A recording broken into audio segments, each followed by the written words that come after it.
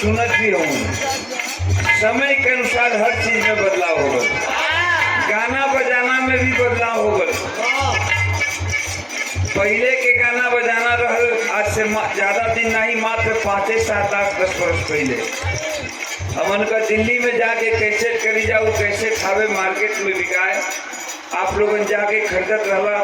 जरा घर में टेप रहे वो सांझ के दिन भर काम धंधा कई के शाम को घर जाता था, गोड़ हाथ धो करके दरवाजे पर टेप लगा देता था, टेप कैसे लगा देता था, बजने लगता था।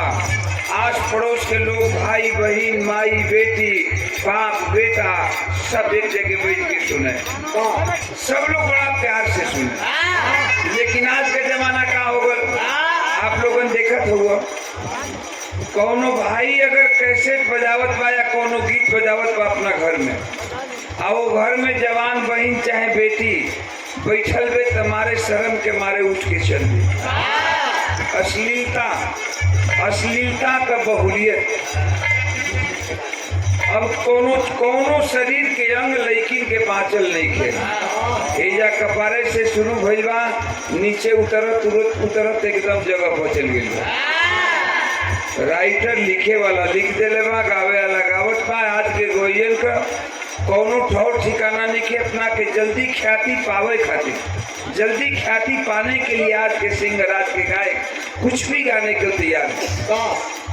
कोनो गवैया गावता कि मोरा गन्ना के रस तोरा ढूंढी में सही सही जाता कि ना। बताओ कल में तेरे के उखिए नहीं के मिलत, कुल गन्ना मिल बन होकर जाता और ढूंढिए हौली हो गल। यही जमाना बा। कोनो गवैया गावता कि वही रे जगहिया दांते काट दिहलन राजा जी। अरे काहे नहीं जीभे से चाटते हमारा राजा। चुप, तुम्हारा जैसा चेहरा है वैसा ही तुम बोलते भी हो। ये ऊपरे ले करिया ना, भीतरों ले करिया है। इस नीचे से लेके ऊपर तक पूरा सिस्टम काला है।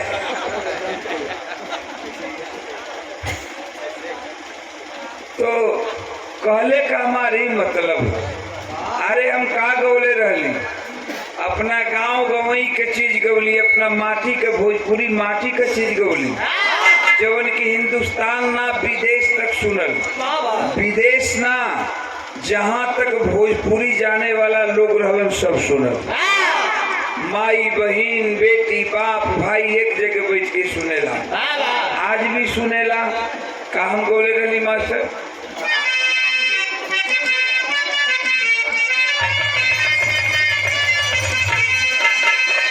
सुने ला आप लोग इहे गौले रहे कि बड़ा नीक लागेला, बड़ा नीक लागेला झरलिया के गाँव में। हरेला मनवा,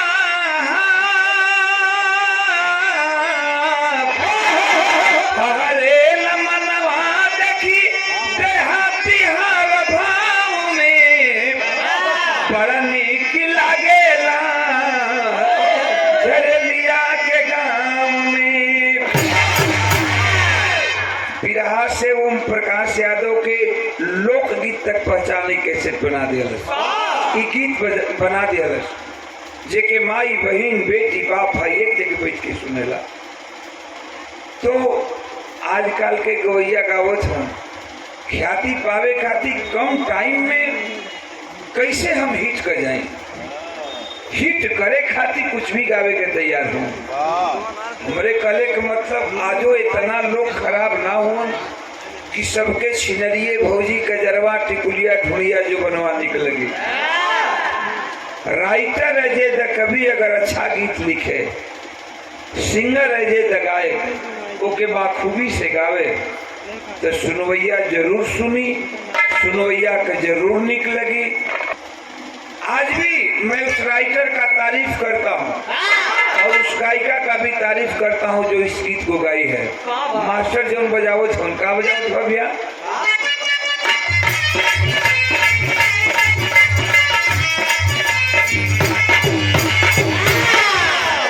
कौन मेहरारू अपना मर्द के तारीफ करते,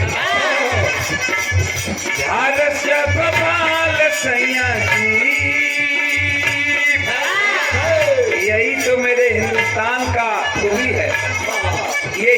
हिंदुस्तान की मिट्टी की खूबी है। हमारे हिंदुस्तान की औरतें कहा करती हैं कि भला है बुरा है जैसा भी है, मेरा पति मेरा देवता है।